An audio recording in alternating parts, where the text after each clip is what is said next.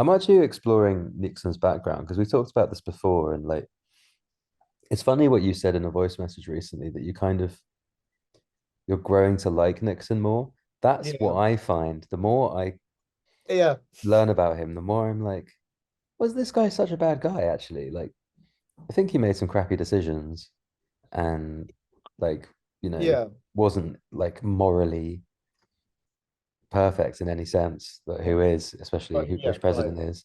Yeah. But I think he faced a lot of headwinds just because of his background, because he Who didn't was have it? connections. Someone said it. I was watching a YouTube video of someone like I feel like it was a Lex Friedman or a Jordan Peterson or someone was on their show and someone said no president has faced as much media, has been scathed by media as much as Nixon and Trump. Those two are like, and the guy said he doesn't support Trump, but he said that they get a lot, like more stick in the press than any other president, those two.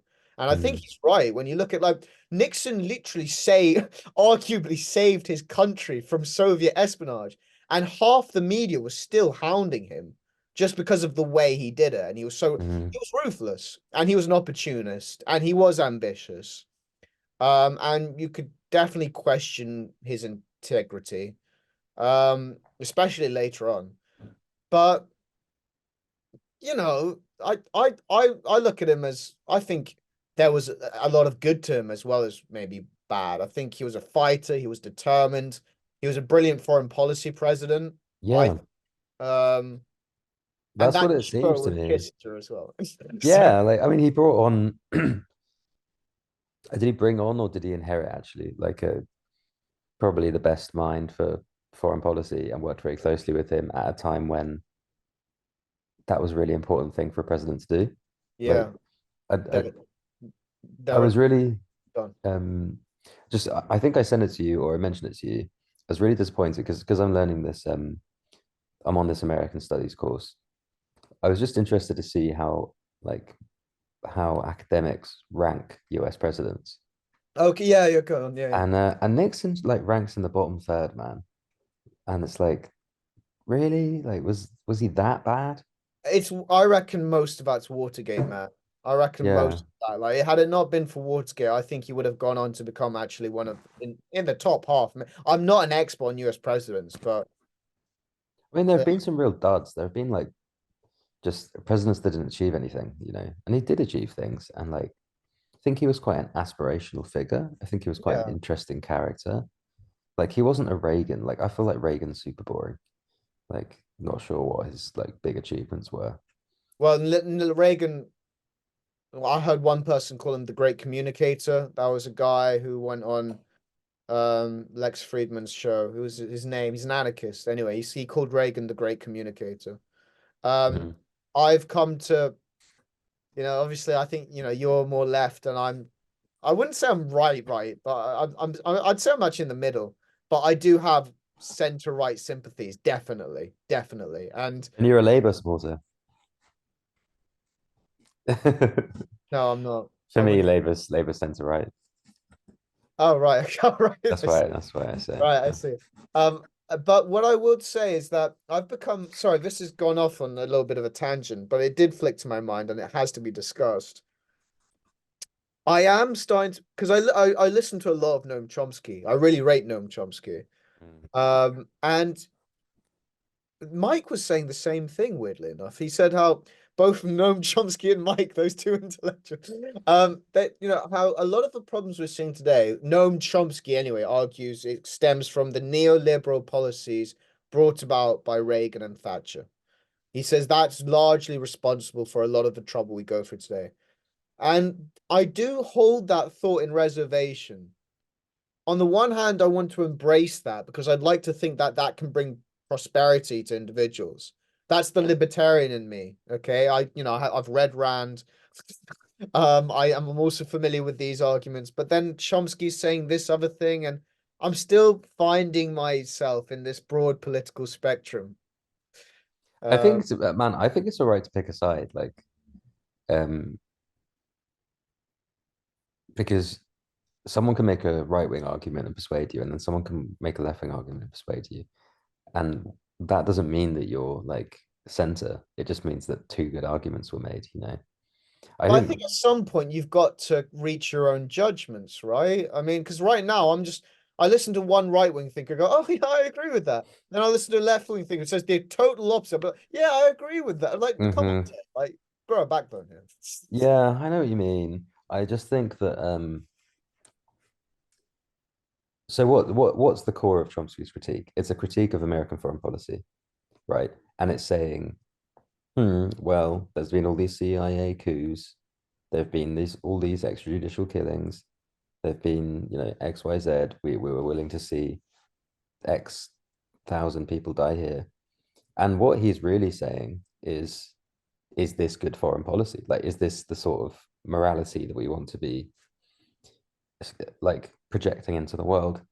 And from there you can make your own decision. Like you can either go, I'm glad Chomsky researches this and knows his beans on these topics, right? Like if I ever want to know about US crimes, the only books I need to read are Chomsky. He's so well like researched. But you could come at his research by saying like, yeah, I everything you say is true. What's the alternative? Like, what if we hadn't overthrown Pinochet? Sorry, put Pinochet in power.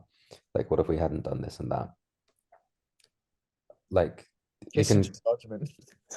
you can basically say, Chomsky, you're a brilliant intellectual, but I don't agree with your conclusion, which is American foreign policy is absolutely horrible and like it's not a good idea. I think I agree with this conclusion, but often he doesn't offer an alternative. Like that doesn't seem he doesn't see that as part of his job. Yeah, Um, interesting. I also find I was quite shocked by one of his responses online. Um, so kind of a student YouTuber, clearly like someone who's just come out of uni, got him on his show. And he asked Chomsky, "What's your thoughts on Jordan Peterson?"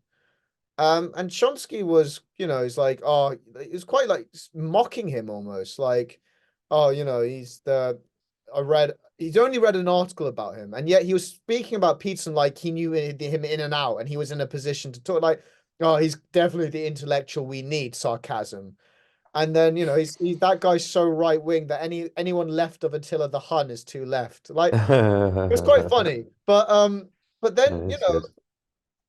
he just kept, I couldn't believe it. It's like he was very he hadn't ever watched any of his videos, and yet he was coming out with some really solid judgments about him. And I was just a bit shocked to hear that from He Chomsky. does have a spikiness, does Chomsky? A little bit, because I was going to say it happened on Buckley's show as well. But Hmm. before you like, and then when Jordan Peterson was told about what Chomsky said about him, Peterson simply asked the guy. He laughed, and then he said, "What did you think about that then?"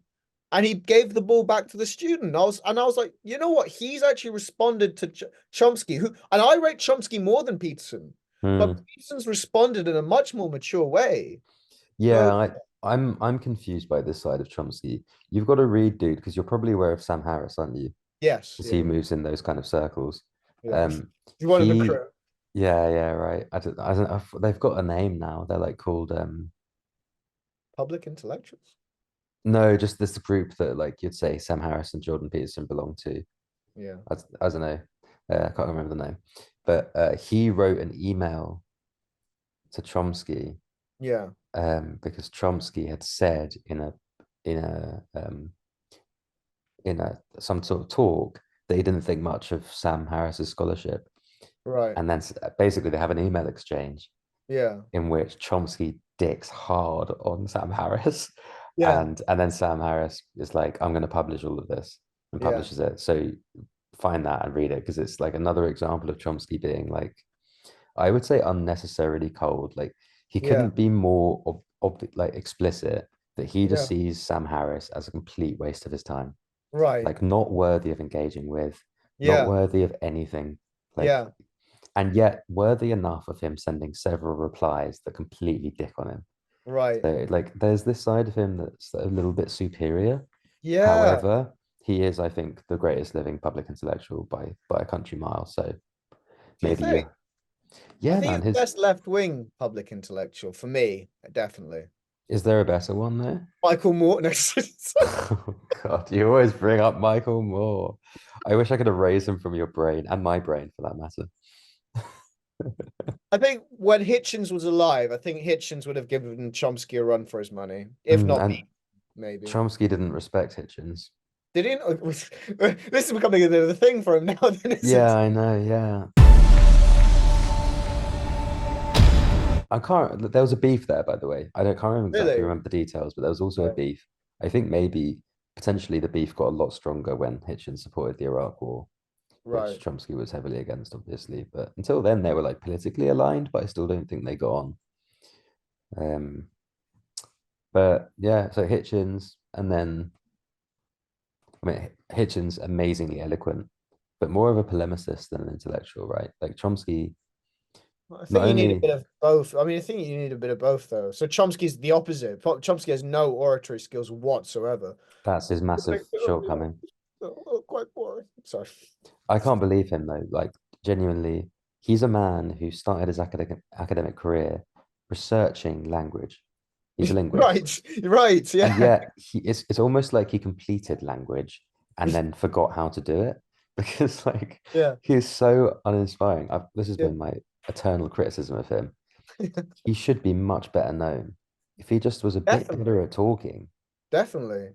and Then his ideas would be better maybe he known. does have the ability, but he doesn't want to. I think you said this once yourself. Maybe it's not about that with maybe he knows that he doesn't want to persuade people. He just wants to make his case and let people make up their own minds. Maybe. I don't know. Maybe he has that superior standing. May, you know. It could easily be that, yeah. It could easily be that he's just got like this morality that doesn't allow for like emotion, Right. basically, because he doesn't play on your emotions with the No, definitely criticisms. not. He's like Which is just why I these are the find him facts. boring. Yeah. Yeah. And I find it boring too. I just think his work is so important and valuable and will be cited for like decades to come because This is the thing. This summer, as soon as I'm like finished with these five stories, one of the first books I want to read is Manufacturing Consent. I really mm, want to. I reckon he'll be a good, like, informative writer. yeah, he's good. He's actually, to be honest, not a very good writer either. Right. It's insane how his style is not like conducive to. Oh no, yeah, it's just annoying. He's got everything apart from that though.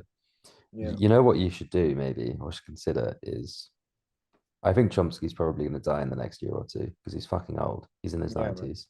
Yeah. If you could prepare a video for when he dies about him and the stuff he like, you would get a lot of views for that Oh, bad boy. views. Good suggestion, man. I was so like annoyed when that happened with Kissinger, and I just didn't have I anything. thought I made the first thing I thought honestly on seeing the news was shit. Why Yeah. didn't we think about that? Why Why didn't didn't? we Yeah. prepare? Right. Right. Yeah. Before I thinking about anything else, I was like, oh, Taymor's gonna be annoyed, or I'm annoyed for Taymor, like because Man, you can't rush that together a video. there are certain people who I don't come out and say that I love, but I really do like love him. Like I know he's got his darker tendencies. Do not get me wrong. I'm aware that he was manipulative and he was egotistical and he was ambitious, but he's so fascinating, man. He no one person has gotten me more into geopolitics than Henry Kissinger. So I was upset when he died. What did you think of the response from the left wing that was like, "Oh, great, the Witch King is dead," you know, like this awful man? Did you think it was I think it's unreasonable? needed. No, I think it's needed because um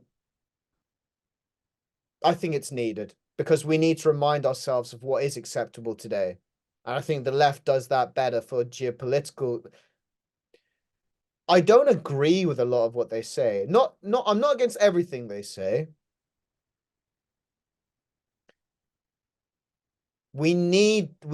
Everyone needs a critic, Mm, especially Kissinger, because if he wasn't, then I think he is one of those types of people who just get carried away with it. Definitely. yeah, yeah, I think so But too.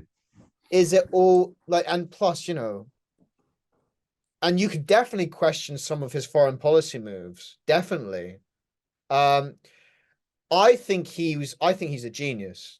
I think he was brilliant with the Soviets, brilliant with the Chinese, brilliant in the Middle East. I can't wait to get my hands on a book on him in playing. It's called Master of the Game. And it's him in the Middle East. Um, when the author was writing the book, um, he sent Kissinger a couple of chapters, and Kissinger read through it, and went, "Oh, well, I can't believe what you've done to me. You've made me out to look manipulative." Yeah. And I said, "Well, Dr. Kissinger, wait, you haven't heard the title. Henry Kissinger, Master of the Game." And there was just a sudden pause, like no sound for like a good 30 seconds. And he just went, "Well, I can't argue with that." So, but when you look at what he did in Cambodia, for example, and the thousands, maybe tens of thousands of innocent people who died from the carpet bombing, and how he operated in Chile as well, you could definitely question this guy. He, even with Vietnam, I'd question Cambodia was Nixon's idea. They worked on it together. But surely it was also, I mean, it was also military strategists. Like they had people from the Pentagon, like saying Yeah, this is the way well, to do. this is a thing. So Kissinger just, as soon as Nixon and Kissinger come into power, this is such an interesting administration because as soon as they come into power, they pretty much take all the power away from the Pentagon and all the power away from the State Department and just keep it between themselves. It's the most autocratic American regime I've ever studied. Mm. It's literally it's almost like two artists like playing ping pong with their ideas and just conducting foreign policy right from the top. And that hadn't been a thing before they'd gotten involved, before they started employing their machinations. And it's also, it could be argued to be one of the reasons why Nixon eventually fell because he became increasingly paranoid about it. Oh, it's so interesting, man. I Uh, was just on this, or like I'm really enjoying my American history seminar. yeah, And one of the seminars I had, maybe we spoke about this before, in which case, sorry, you can just tell me. that's all right. Um, we were going through the minutes and like all of the meetings that JFK had during the Okay. Cuban Missile Crisis.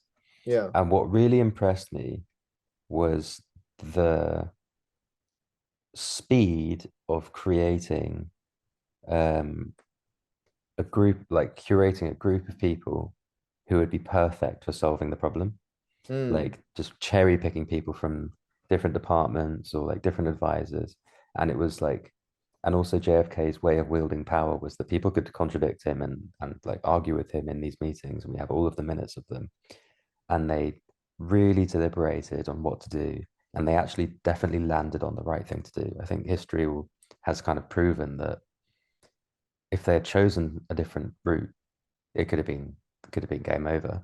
So, mm, and then I mention that because it does seem like some massive decisions were made between two men in the Nixon administration, with not like even not many advisors around or anything. mm. And like surely that impoverishes the thinking. Like you need some people to come in and like you said yourself, everyone needs a critic. You need Yeah. people who are empowered to say, like, hold up, like what if we put Pinochet in power, like what's that gonna do? Like, Yeah, is that gonna be right. good for us long term? Like can we do go about this a different way? Yeah, I mean, they did though. There were obviously other cabinet members and so on, but they didn't have the kind of access to Nixon that Kissinger had. Nixon had a. I'd love to know more about JFK, by the way. I can't. I think I'm going to read up on him at some point. But Nixon had this aversion to confrontation. He couldn't stand people challenging him, which is another one of his key vices, actually. So whenever he came out with something, you just had to go along with it. And if you confronted him, well, your job was over, really. And Kissinger was the only one with the emotional understanding of like the awareness of this, When other people would challenge Nixon, they would just infuriate him. Kissinger would literally just go along and say, "Yes, Mr. President, that's a great idea. You're doing so well, Mr. Yes, well, you did such a great job there, Mr. President."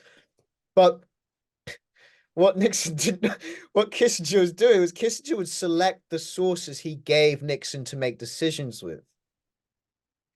This is very important. It's a tiny little detail that makes a big difference. He took the power away from the Pentagon State Department, put it in his National Security Council, and they would formulate policy ideas to give to Nixon.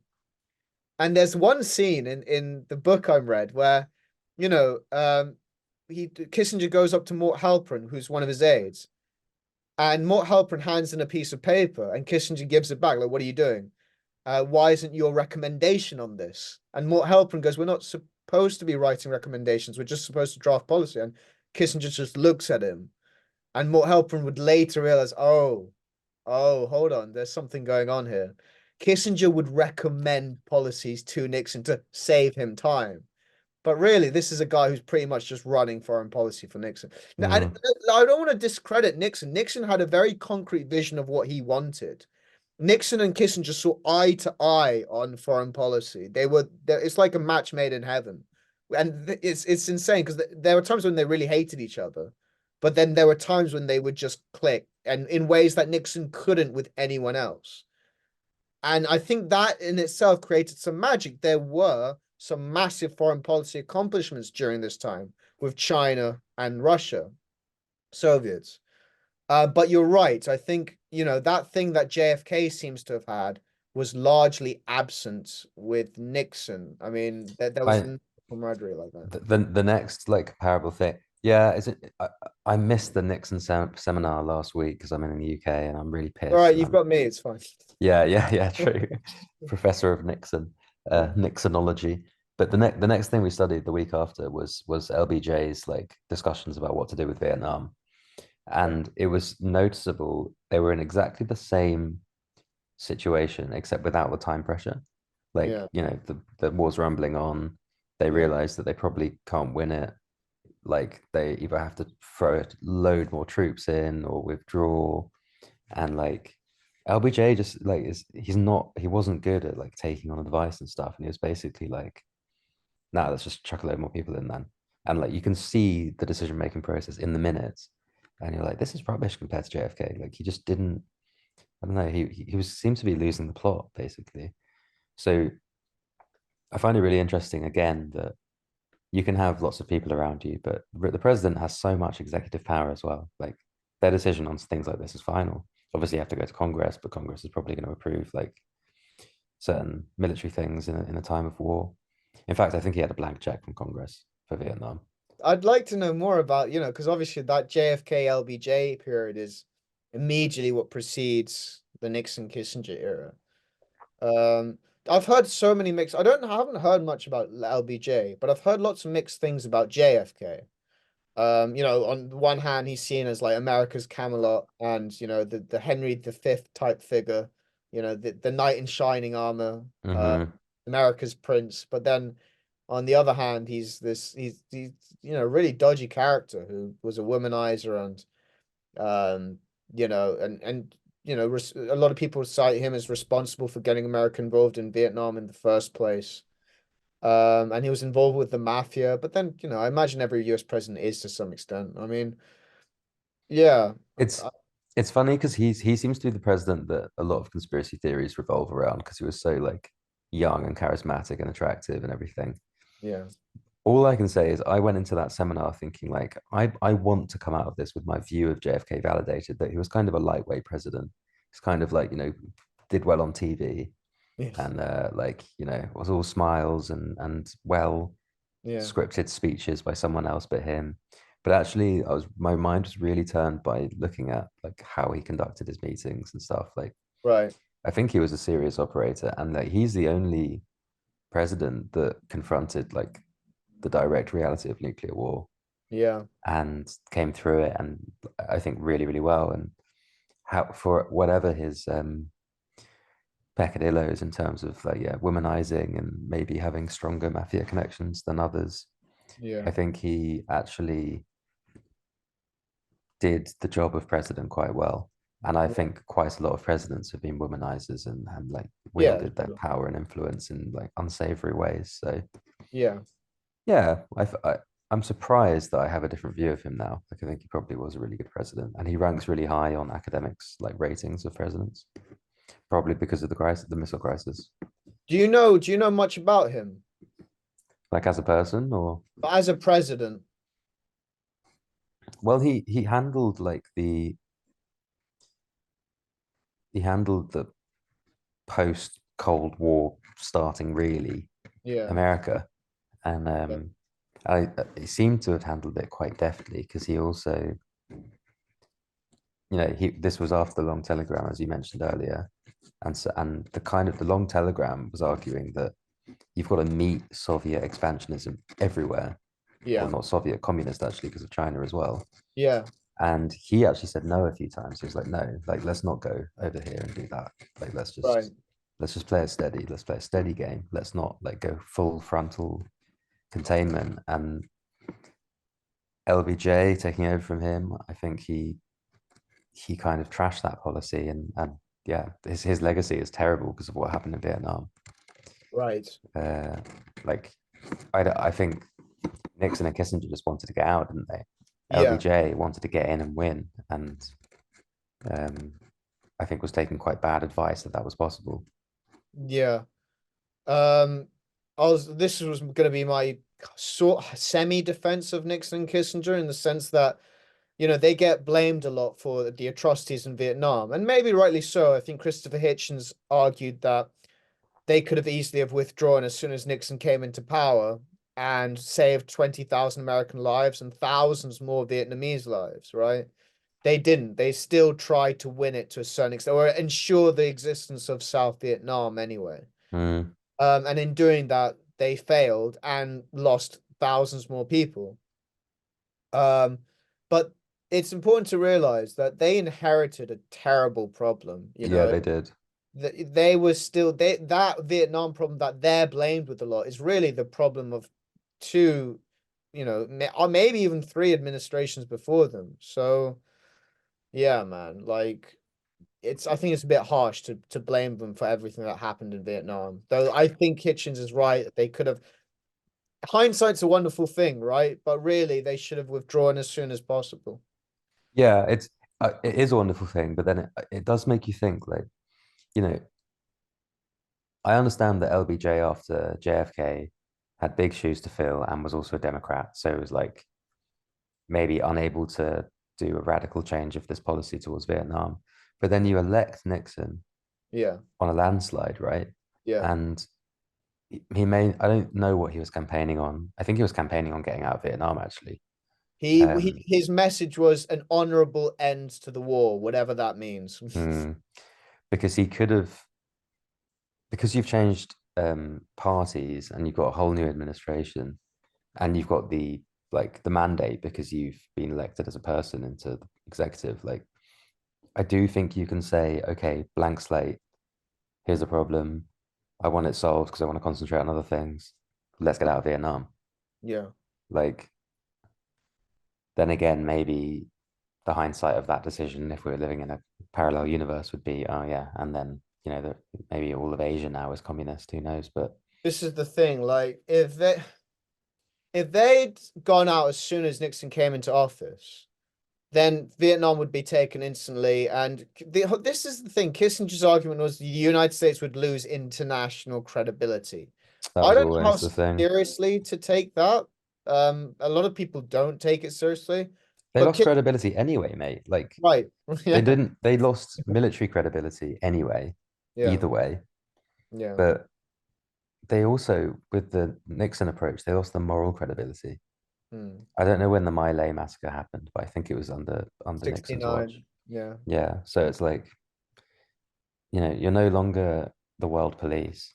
yeah. You're no longer like trying to Well, not uphold even world civilization. police. I think world police is what we grew up with Yeah, Bushies. true. It Like was that back then. I mean, during from Truman to JFK, it was very much world savior. yeah. That's how they marketed themselves. Yeah, like we are the only way to like empower, like to make free people in Freedom, free right? states. Yeah. Reagan, and it came back with Reagan as well, and Clinton. We're the people of freedom. We're trying to help you.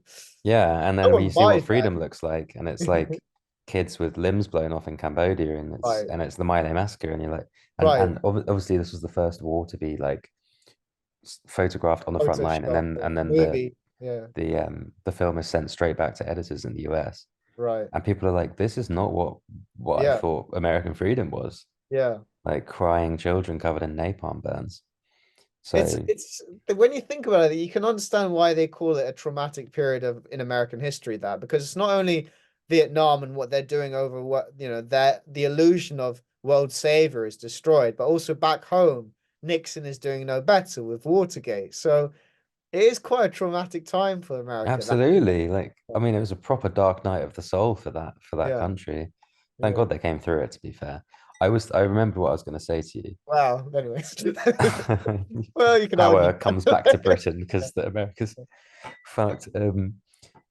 I think you could still release a video on Kissinger about like I was just thinking of this framing. He's at the pearly gates, right? The entrance to heaven.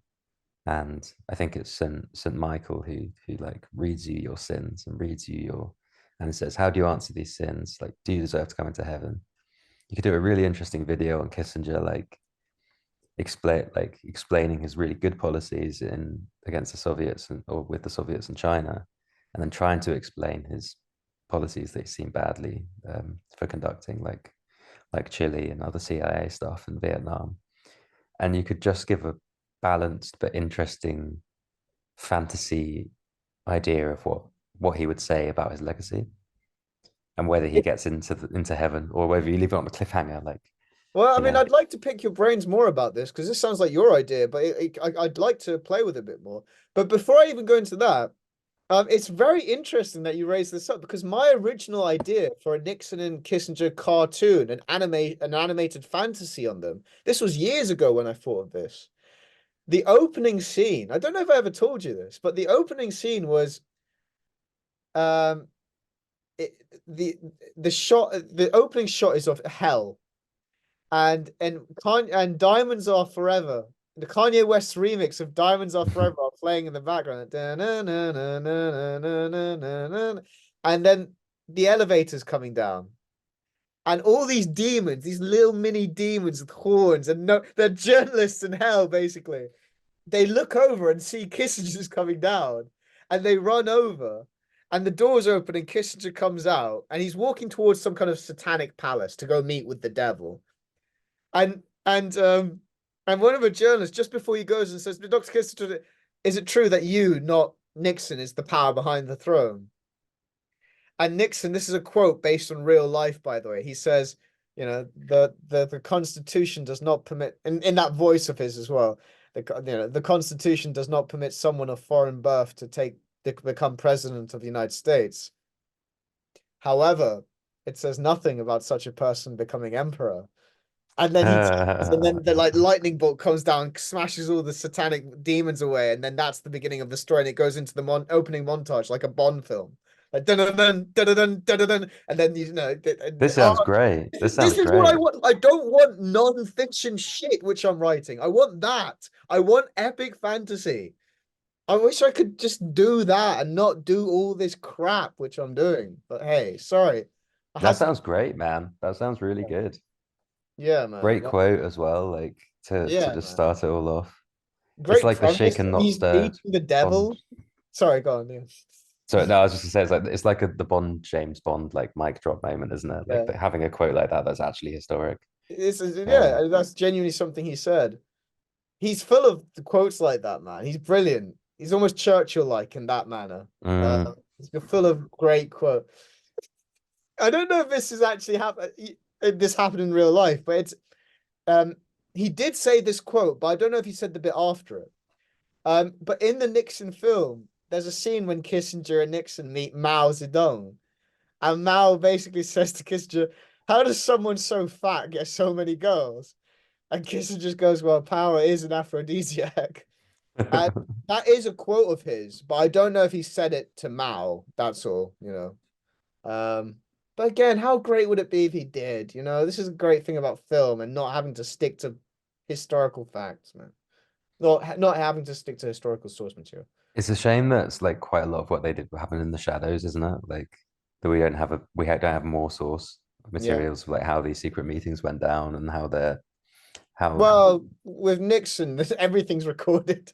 yeah, but only in the Oval Office, right? Or like in a Yeah, couple of true. Yeah, offices. yeah, yeah, true. Yeah. But yeah, you're right. Well, no, everything's recorded, but not a huge amount survives or Yeah, whatever. Like, right.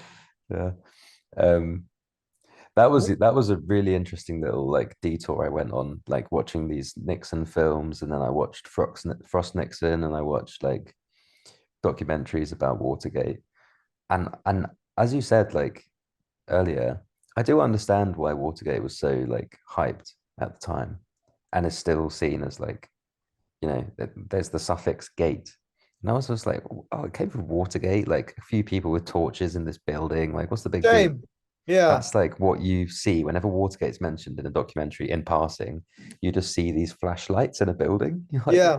what? And this is like the biggest scandal This is the ever. biggest. Yeah, I got the exact same thing, dude. Exact. I'm like, how is this story so important? Yeah. Yeah. And you start to realize that it was just like the rotted core of American society, and like and also the fact that Nixon didn't back down, and Mm. it rumbled on for years, or like a year and a half, I think.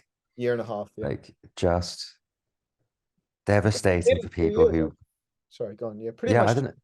I think so. I think it was 2 years, two which is years. actually Yeah. insane. Like Partygate, I thought was a good gate, right? Boris Yeah. Johnson with Partygate, and he didn't last very long after that.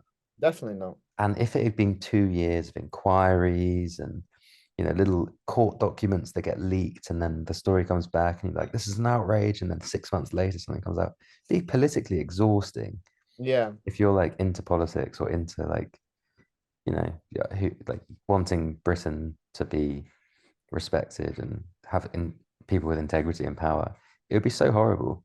And that's what happened, I guess, with Watergate and Nixon. Like just a horrible period for anyone who was opposed to his lies. It's such a mystery within a mystery, Watergate. I think it's almost the evidence very strongly suggests that yes, Nixon knew about it, and he just didn't even think it would be too big a problem, and he thought he would get away with it. Basically, that's what the Yeah. evidence suggests anyway. And obviously, if people disagree, then they can let me know. Um, but the whole way it unfurled and came out is quite interesting. Like have you seen the film All the President's Men with Roger Redford, Yes, Robert Redford, and Robert Redford, Dustin Hoffman. Yeah, I watched that recently. oh, okay, it's a good film. Not my favorite Robert Redford film. 3 Days of the Condor. Definitely watched that. I've not watched any Robert Redford, man. Like Oh, he's mate, such brother. a gap Brad, in my Brad Pitt before Brad Pitt. yeah, Proto. yeah, yeah, exactly. They did look pretty cool in their like corduroy trousers and like, wing neck shirts and shit. Like they look cool Yeah, in man. that film. You could definitely pull off a Robert Redford vibe, man. If honestly, you've got a little bit of it. Yeah, if I sharpened up, I got the hair proper. Like he had Yeah, pretty cool hair, didn't he? Like, you did, man. yeah. You did. Yeah. But anyway, so in that, they meet a guy called Deep Throat, and Deep Throat is the shadowy figure who meets them in the car park. He's like, Mm. can't see my face, but I'm gonna tell you everything. Like, not everything, but you follow As if, follow by the way, the as if that happens in real life. Isn't that hilarious? Like, we're gonna meet in this parking lot, and like apparently there's a plaque on this parking lot in the US now, like because it was where the meetings happened. Like, why don't you just yeah, fucking meet like on a beach, like or like on a yeah, road? Like, what are yeah, you scared of? Yeah, yeah. yeah. Well, look, I mean, the guy was deputy head of the FBI or CIA or something like that. He was a really important Mm. person. I think he'd lost his job because of Nixon. And I think there was a personal vendetta there. Again, I'd have to check my facts, but that itself is quite an interesting thing. To what extent were other parties involved in Watergate? That's also an interesting thing. Um, I think to what extent was the media intent on destroying him is a really good question. Like, yeah, right. because the once the media really gets their teeth into something, Yeah, and like there's a huge amount of people with an incentive to like rip it to shreds, yeah, you're fucked. yeah, Whereas like, you know, Clinton didn't go down for lying to all the journalists because they kind of liked him. He was quite charming. He was from their kind of, excuse me, like Harvard. I don't know if he went, I think was it Harvard he went to with Hillary, or the other one, I wouldn't be Yale, surprised. I whatever. think you would, yeah. Um, like they got their teeth into him for a little while and then just let go. Like, Yeah, yeah, go ahead. And like I'm really, really curious. I'd love someone like who really knows about it to answer the question. Would a different president have survived that scandal Mm. with like a Nixon's is better background particularly disturbing though, because Bill Clinton, okay, so he cheated on his wife numerous times and he was doing stuff that he shouldn't, and but lied to the nation, dude. Like, and lied about it to the nation. only to kind of save his skin. Yeah, look, it's not good, but I'm just saying I think Nixon's is worse because he actually broke into Democratic headquarters, man. I mean, that's like I just I don't know. Well, Do you you know think what? that's worse? Or how bad do you think that is really? Because according to some sources, like this kind of counterintelligence was not unusual and was probably quite well known in like Washington journalist circles. And so it's a bit like compromat, I think. Compromat, like the idea that you get information that you know can destroy someone so that you get leverage. I feel like if this thing always goes on, but the media never talks about it until they don't like a president and they go, ha, you're the worst president ever for doing this, then you've taken them down for what everyone does. And I think that's the idea. I think this is why Nixon thought he might have been fine with it because he was like, I'm not doing anything unusual. Even if he okayed Watergate, he probably did so on, or yeah, like counterintelligence operations against the Democrats. He probably did so on the advice that it's totally normal and they're probably doing to us, like he probably didn't go like, oh, I've come up with this idea in the dead of night. Can Yeah, we it use wasn't. our like ex FBI people to just go and bug the Democratic and people are like, oh, wow, what a crazy cool idea. Like, I don't think it went that way. It wasn't his way. It wasn't his idea. It was the J. Gordon Liddy's idea and E. Howard Hunt. They were like FBI operatives who gave him the idea. They didn't. To what extent Nixon actually knew exactly what they were doing before they did it, I don't know. Well, that's the other thing. Did they just say like we'll try and gather intel on what the Democrats are doing? Um, well, look, it's so many because this is the I've watched a documentary on it. It's a three-part documentary, and like so they Gordon Liddy and Howard E. Hunt tell one guy, and that one guy then tells another guy, and then that guy tells another guy, and that last guy then tells Nixon, basically. So Mm. there's a lot of like men in between the Yeah, guys. he's got like a buffer zone. Like, the whole tragedy of Watergate could be its own film. Uh, Yeah. the amount of characters involved, the backstabbing and stuff. It's a really good. Like when I was adding that part of the story to it's because it's the final part of my Nixon Kissinger story. It really could be its own story, honestly. I mean, there's loads of key characters in it, like Bob Haldeman and John Ehrlichman, who are Nixon's top advisors. Haldeman's got like a memorable enough name that everyone knows his name from this scandal, don't they? Like, where's the Right. tape with Bob Haldeman? It's Yeah. like, oh shit, poor bloke. And then the White House counsel, who's maybe the real kind of the one who really lets the bust the dam open in a way, I suppose, which is John Dean, the White House counsel. He's the one who actually goes up into the court and says, Watergate happened, and there are these tapes that might be. Well, I think there are tapes that can prove it. Mhm. It starts, so that's like mid 73, and it starts to really implode after that. Um, I Nixon just, everything he can to survive, but he has to go down in the end. yeah. And the interesting guy, anyhow. Like, I really liked his like the thing that he always used to do, and the fact that he did that like when he was leaving the White House the last time, and the idea that he like planned it as like he knew it was going to be an iconic photo and sort of wanted to he almost was the author of his own history with that moment, like instead of Yeah, like a stoop some that journalists were going to get photos, and the photo that became famous was him like smiling doing this, which is like yeah.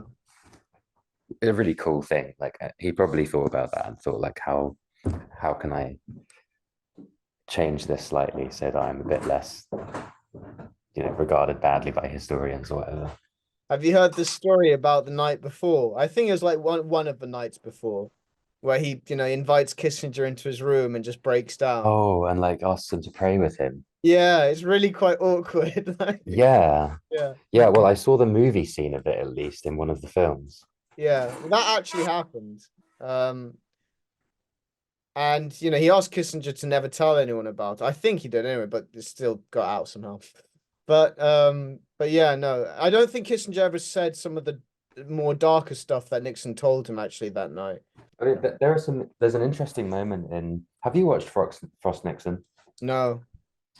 Also worth watching because the acting in that's great. Like the way actors capture Nixon is really cool, and it like every actor does it a bit differently, but like gets an Yeah. core element of him. I find it really interesting. Like also they all depict him sympathetically. They all like make him, I think, seem to be quite yeah, a respectable, nice fella. Kissinger said it himself. Nixon was the most complicated man he'd ever worked with. Like he said there were lots of different sides to him. Like there was this very horrible, wicked side to him, obviously. A Mm. very anti-Semitic side and racist side to him as well, at times. But then there was also when he also had a heart, apparently. Like there were times when he would actually just say to Kissinger, I can't believe I'm having to kill all these people. Like I can't, it genuinely sickens me that I'm having to do this. And when he said it, apparently he genuinely sounded genuine. Like so he's a very complicated figure. He's also this and then he'd suddenly flip and he'd be like when he's talking about journalists, he's like, we've got to like pin them down. He goes into really vivid detail about how badly he wants to beat them up and stuff. So there's definitely this darker side to him, but But like I always come back to this idea, like I think more than one of his siblings died in childhood. right, yeah, Like, is yeah, he must be the only president who that happened to, I think. Like maybe. it's pretty shocking. Only Like 20th century one, maybe, maybe I don't know. mm. Oh yeah, Child death yeah. is actually quite common, dude, for a long time. But yeah, I mean, he's out of all the presidents of recent history, his was probably the hardest upbringing because he was poor. I mean, his dad was very poor and very tough on him, and his mom. There's a whole theory about how his mum didn't really. He must have felt some trauma there because his mum was always busy dealing with the other sickly children and she never had any time for him, and how this definitely shaped him a lot. He always felt like he had to prove himself, um, Hmm. and I think a lot of that you could argue a lot of that was to make up for the fact that he never felt seen or heard by his mum when he was younger. Basically, that's the psychoanalytic, you know. Yes, which I think is like valid and reasonable and understandable. Like for me, if you grow up in poverty and become a politician, you go to one of two ways. Mhm. Either you try and make people's lives who are like yours better, or you go like, no, I'm going to join this elite. Like this seems so far away to my family. I'm going to join the fuckers and I'm going to Yeah, play their game. And I think yeah, he did that with like aplomb. And I think that was probably his big driver. yeah. Like, and why he was, I don't know do you know much about his domestic policies? No, Yeah. it's No one does really, do they? It's not just like, really. No. But he got John Ehrlichman to deal with most of that. He was really more focused on the foreign policy stuff. Not to say that he didn't do any domestic stuff. I'm sure he did, but I just don't really know too much about it. yeah. Interesting.